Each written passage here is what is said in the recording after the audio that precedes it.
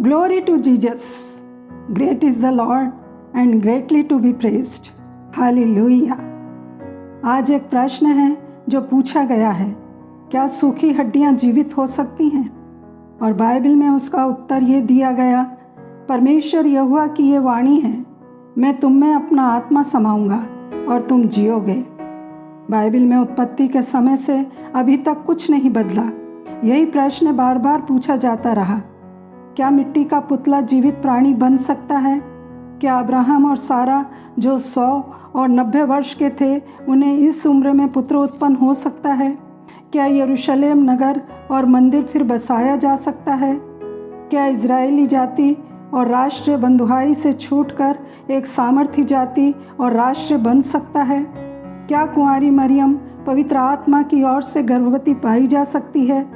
ये recorded evidence हैं, universe existence में है कि आदम जीवित प्राणी बना, अब्राहम और सारा के पुत्र उत्पन्न हुआ, नगर और मंदिर यरूशलेम में फिर से बनाए गए, इजरायली बंधुआई से वापस आए और एक समृद्ध राष्ट्र बना। कुंवारी मरियम से उद्धारकर्ता यीशु ने जन्म लिया। यीशु क्रूस पर मरे और तीसरे दिन जी उठे। ये सब कुछ हुआ परमेश्वर के वचन के द्वारा, क्योंकि परमेश्वर ने ऐसा कहा। नए नियम की कलीसिया और विश्वासियों के लिए परमेश्वर का वचन रोमियो 8:11 में कहता है, यदि उसी का आत्मा जिसने यीशु को मरे हुओं में से जिलाया तुम में बसा हुआ है, तो जिसने मसीह को मरे हुओं में से जिलाया वह तुम्हारी नश्वर देहों को भी अपने आत्मा के द्वारा जो तुम में बसा हुआ है जिलाएगा।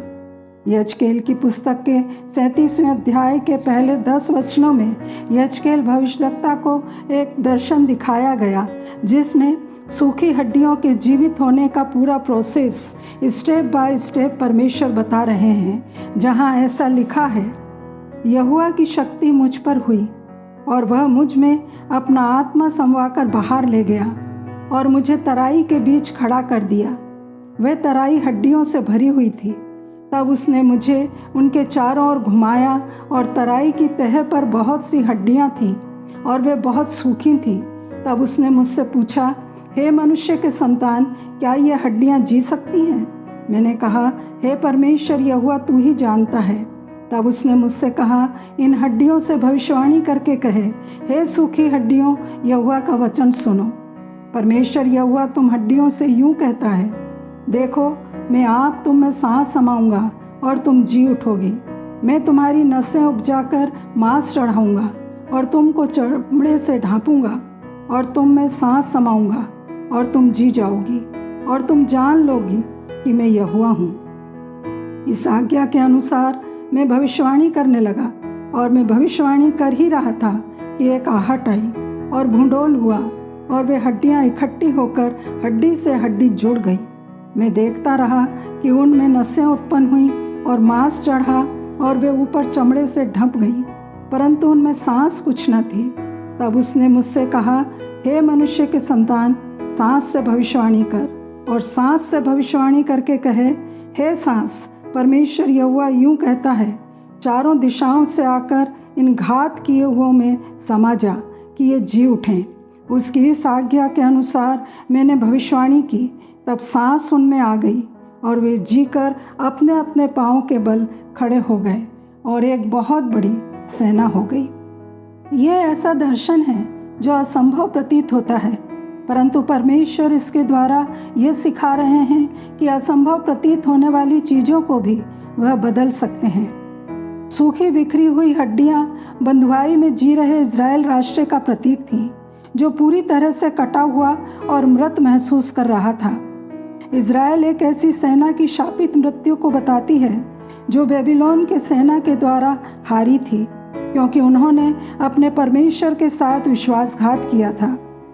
यजकेल के इस दर्शन में परमेश्वर ने 10 बार सूखी हड्डियों से प्रतिज्ञा की और 3 बार कहा, तुम जियोगे, क्योंकि परमेश्वर के सम्मुख इज़राइल एक राष्ट्र ही नहीं परंतु उससे भी अधिक उसके निज लोग थे, जैसा कि व्यवस्था विवरण 7 उसके 8वें वचन में लिखा है।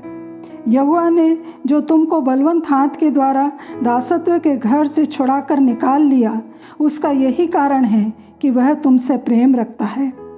इसी तरह पौलुस के नए नियम की कलीसिया को इफिसियों की पत्री के अध्याय 2 उसके पहले और दूसरे वचन में लिखते हुए कहते हैं, उसने तुम्हें भी जिलाया जो अपने अपराधों और पापों के कारण मरे हुए थे, जिनमें हम भी सबके सब अपने शरीर की लालसाओं में दिन बिताते थे और शरीर की इच्छाएं पूरी करते थे।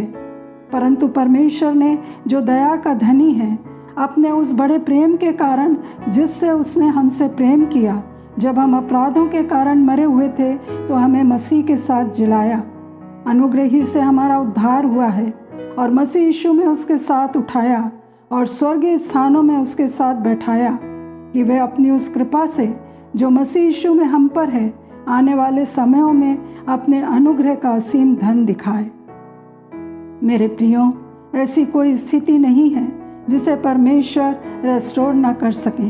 हम सूखी हड्डियों की घाटी में चलते हुए परमेश्वर को विश्वास योग्य पाते हैं। घाटी का ये दृश्य हमें आशा रखने की हिम्मत देता है और सबसे निराशाजनक परिस्थितियों में भी जीवन प्रदान करता है, जो यीशु मसीह में उद्धार और अनंत जीवन के वादे में निहित है। यजकेल के समान जब हम परमेश्वर की सुनते हैं, वह हमसे बोलते हैं, तब चर्च रिवाइव होंगे, कलीसिया रिवाइव होगी, और ये तब होगा जब हम स्वीकार करेंगे कि हमें रिवाइव होने की ज़रूरत है। तब हम पिता की आज्ञाओं को मानेंगे, प्रभु से कहेंगे हमें लीड करें और पवित्र आत्मा को अपने जीवन में काम करने की अनुमति देंगे और स्टेप बाय स्टेप परमेश्वर से दिशा निर्देश पाते जाएंगे। जब परमेश्वर यजकेल भविष्यद्वक्ता से पूछते हैं, क्या ये हड्डियां जीवित हो सकती हैं? यजकेल को कोई आशा नहीं थी, परंतु परमेश्वर में वो आशा रखता था। उसने उस मैटर को डेलिब्रेटली परमेश्वर को सौंप दिया। हे प्रभु, केवल आप ही जानते हैं। तब परमेश्वर उसे सूखी हड्डियों से भविष्यवाणी करने का निर्देश देते हैं। पुनरुत्थान के लिए चर्च में की जाने वाली एक्टिविटीज़ प्राथमिक साधन या कार्यक्रम नहीं, बल्कि परमेश्वर के वचन का प्रचार है। भले ही सुसमाचार शेयर करना, मृतकों को उपदेश देना प्रतीत हो, पर परमेश्वर के वचन का प्रचार किया जाना है, ये विश्वास रखते हुए कि उसके वचन में मरे हुए हृदयों को जीवन देने की शक्ति है। आउटवर्ड ऑब्जर्वेशन में ये एक व्यर्थ और मूर्खतापूर्ण कार्य प्रतीत होता था कि सूखी हड्डियों से भविष्यवाणी करके कहे। परंतु बहुत सालों बाद पौलुस प्रेरित क्रूस पर दिए गए संदेश को एक्नॉलेज करते हैं कि परमेश्वर ने यीशु मसीह के द्वारा खोई हुई मानव जाति को बचाया, उसे रेस्क्यू किया। पहला कुरिन्थियों 1 अध्याय 18 और 21वें वचन में कहा, क्योंकि क्रूस की कथा नाश होने वालों के लिए मूर्खता है, परंतु हम उद्धार पाने वालों के लिए परमेश्वर की सामर्थ है। क्योंकि जब परमेश्वर के ज्ञान के अनुसार संसार ने परमेश्वर को ना जाना, तो परमेश्वर को यह अच्छा लगा कि इस प्रचार की मूर्खता के द्वारा विश्वास करने वालों को उद्धार दे। यदि हम जागृति चाहते हैं, मृतक परिस्थितियों में जीवन चाहते हैं, तो परमेश्वर का वचन बोलना है। जब वो विश्वास के साथ बोला जाता है तो पूरा नरक कांप उठता है। शैतान को उस विश्वासी पर कोई अधिकार नहीं जो वचन के अधिकार को जानता है। वचन दिव्य अधिकार रखता है, इसके शब्द मनुष्यों जैसे नहीं हैं। जब शुरू में परमेश्वर ने बोला तो सृष्टि ने जवाब दिया। जब यीशु बोले, बीमारी भाग गई, तूफान थम गए। वही शक्ति आज भी वचन में है, लेकिन उसे बोला जाना चाहिए, घोषित किया जाना चाहिए, भविष्यवाणी की जानी चाहिए। तब मृतक स्थिति पुनर्जीवित हो जाएगी, हड्डियां आकार लेना शुरू कर देंगी। जब वचन बोला गया तब हड्डियां हिलने लगी और एक दूसरे से जुड़ने लगी। मृत क्षेत्रों में हलचल शुरू हो गई, हड्डियां जुड़ गईं और मांस और चमड़ा भी आ गया। हमें परमेश्वर ने अपने राज्य में कुछ काम करने के लिए रखा है। हमें हर दिन नए मांस और चमड़े की ज़रूरत है। हड्डियां जुड़ गईं, पर अभी उनमें सांस नहीं थी। सांस को बोलो, क्योंकि पवित्र आत्मा का काम अभी बाकी था। तब श्वास उनमें आई और वे अपने पैरों पर खड़े हो गए। शरीर और हड्डियां, चर्च की भौतिक रचना, चर्च भवन, चर्च का कार्यक्रम, सेवाएं आदि का प्रतिनिधित्व करते हैं, लेकिन पवित्र आत्मा ही जीवन की शक्ति है। पुनरुत्थान, रूपांतरण, शुद्धिकरण, नवीनीकरण, पवित्रीकरण, आध्यात्मिक उन्नति पूरी तरह से पवित्र आत्मा का कार्य है, ना कि मनुष्यों के प्रयत्नों का। परमेश्वर के वचन और परमेश्वर के आत्मा से मनुष्य नया जन्म ले सकता है। बिखरे हुए चर्च रिवाइव हो सकते हैं। तो हम पवित्र आत्मा को बोलें, पवित्र आत्मा आ, क्योंकि बहुत सी कलीसियाओं को, विश्वासियों को इसकी ज़रूरत है। हमारा सूखा हुआ सरमन मरे हुए विश्वास को उत्पन्न करता और ताकत देता है। आज कई लोग प्रार्थना में सूख गए हैं, टूटे हुए सपनों के कारण निराश हैं। परमेश्वर उन्हें पवित्र आत्मा की सामर्थ से जीवित कर एक नई शुरुआत दे सकते हैं। सूखी हड्डियां एक साथ मिलकर एक विशाल सेना के रूप में खड़ी हो गईं। ये दृष्टिकोण वादा करता है कि परमेश्वर के लोगों को केवल चर्च में बैठने के लिए पुनर्जीवित नहीं किया जाता, बल्कि उन्हें आध्यात्मिक अंधकार के विरुद्ध एकजुट और शक्तिशाली बल के रूप में संगठित किया जाता है। चर्च को हार और अलगाव की स्थिति से निकलकर विजयी सेवकाई की स्थिति में आने के लिए तैयार किया जाता है। हड्डी हड्डी से इसलिए नहीं जुड़ी कि अपने अलग अलग ग्रुप बना लें या अपने कंफर्ट के अनुसार जिएं, परंतु वे एक बड़ी सेना बन गए कि वे उसके अधीन काम करें और जिएं जिसने उन्हें जीवन दिया है। यीशु ने 70 चेलों को चुना, उन पर पवित्र आत्मा फूंका और उन्हें उस अधिकार के तहत तैनात किया कि वे अपनी जवाबदेही लें। उन्हें सेवकाई के लिए भेजा। वे यीशु के निर्देशों के तहत गए और यीशु मसीह उनकी निगरानी कर रहे थे। वे वापस यीशु के पास लौटे और हिसाब दिया। यीशु कलीसिया में इस अधिकार को बहाल कर रहे हैं। अलग अलग कलीसियाएं हैं, पर कलीसिया को एक सरकार होना चाहिए। वे सब उस सरकार के अधिकार में गए और मसीह के निर्देश के साथ तालमेल बैठाया। इस कारण वे शैतानी अधिकार और ताकतों को नाश कर सके और शैतान ने अपनी पकड़ खो दी और मसीह का राज्य आगे बढ़ा। यही कारण है कि प्रेरितों और प्राथमिक कलीसिया ने उस समय की दुनिया को हिला दिया। इस समय भी यीशु अपने लोगों को आत्मिक रूप से जगा रहे हैं। वो अपनी कलीसिया को एक कमज़ोर समूह नहीं, बल्कि अंधकार की शक्तियों से लड़ने वाली एक पराक्रमी सेना के रूप में खड़ा कर रहे हैं। पहले हड्डियां बेजान और पूरे मैदान में बिखरी हुई थीं। जीवित होने के बाद वे एक साथ खड़ी हुईं। ये दर्शाता है कि परमेश्वर बिखरे हुए, टूटे हुए और विभाजित लोगों को फिर से एक साथ जोड़कर अपनी सेना बनाते हैं। जब सूखी हड्डियां जीवित होकर परमेश्वर की एक बहुत बड़ी सेना बन जाती है, तो ये केवल एक चमत्कार नहीं है, परंतु ये टूटी और बिखरी कलीसिया का भविष्य है।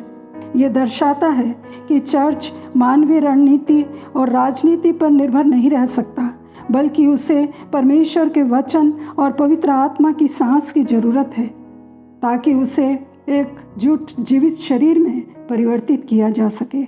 आध्यात्मिक सभाएं बाहरी तौर पर व्यवस्थित और मजबूत दिखाई देती हैं, लेकिन उनमें आध्यात्मिक उदासीनता है, पवित्र आत्मा की सांस की कमी है।